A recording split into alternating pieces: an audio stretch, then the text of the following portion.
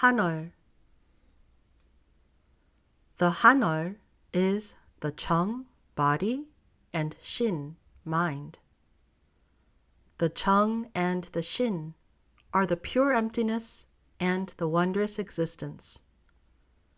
The pure emptiness and the wondrous existence are the Holy Ghost and the Holy Father, the Sambhogakaya and Dharmakaya.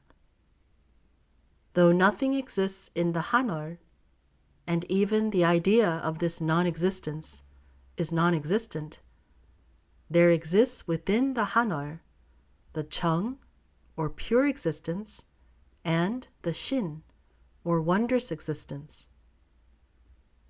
The Haneol is the state in which the mind does not exist, but there is the wondrous existence, the Shin.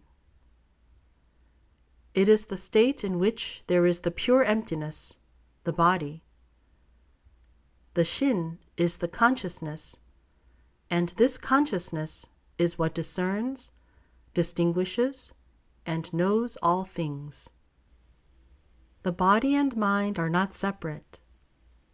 The pure emptiness and the wondrous existence are the body and mind of man, which is why one's body is in itself the pure emptiness and the wondrous existence, truth, the source, as well as the universe. Therefore, it is because the pure emptiness and wondrous existence, the universe, exists within man, that he is able to become truth and be born again.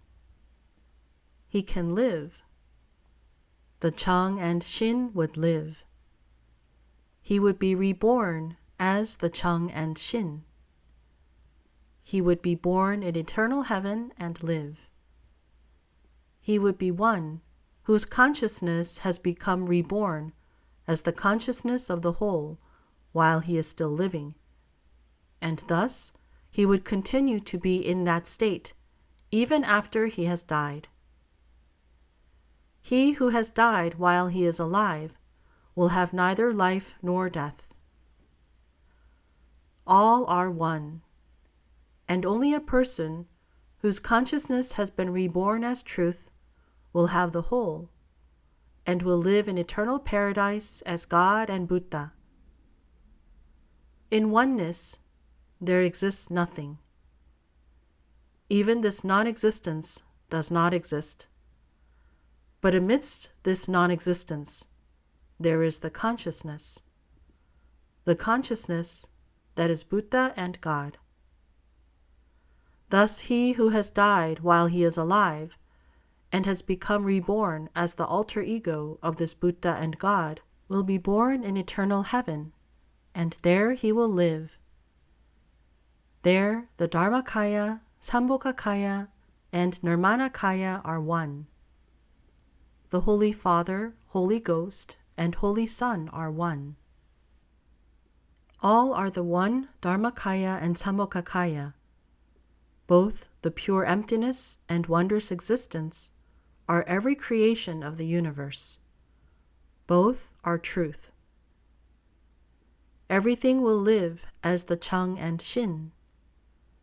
Everything that exists would be the pure emptiness and wondrous existence. The whole that is within the individual and the individual that is within the whole would be one. And so this land of oneness is where the consciousness of the individual is reborn as the consciousness of the whole. The whole simply exists as it is, but it is due to man's delusions as an individual that he is unable to become the oneness. The oneness is both omniscient and omnipotent, and the land of oneness is where those who have been reborn as the Jung and Shin live. This Jung and Shin, the true Jung and Shin, is the body and mind. Therefore, that man's body is alive and moves, that he speaks, hears, sees, smells, and feels, are all the Jung and Shin.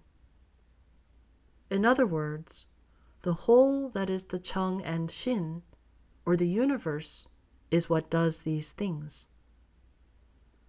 Man's body is born through the conditions of earth, water, fire, and air. By these conditions, his body lives, and by them he dies. But he whose body has within itself the Jung and Shin is truth, and as such, he will not only live, but he will live in heaven. He will live absent of life and death while he is alive. And though his body will eventually disappear, he will have the consciousness of the universe, the whole, and in this consciousness, he will live on in his image.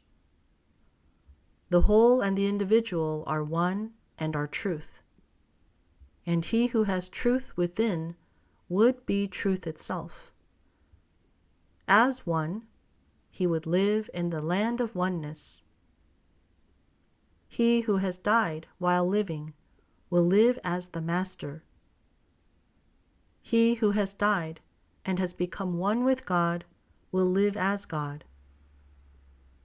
He who has been reborn as truth is truth. And so he will live in the land of truth. Truth is one. The whole of creation is entirely one.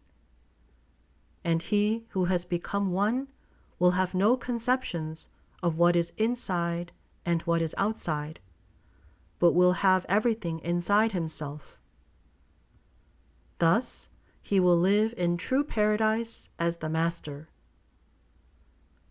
The land of truth is the place where the past, present, and future do not exist.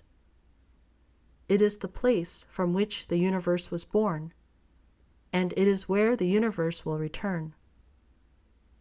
The ultimate destination of truth is for the whole of the universe to live as one with the one nimitta animitta.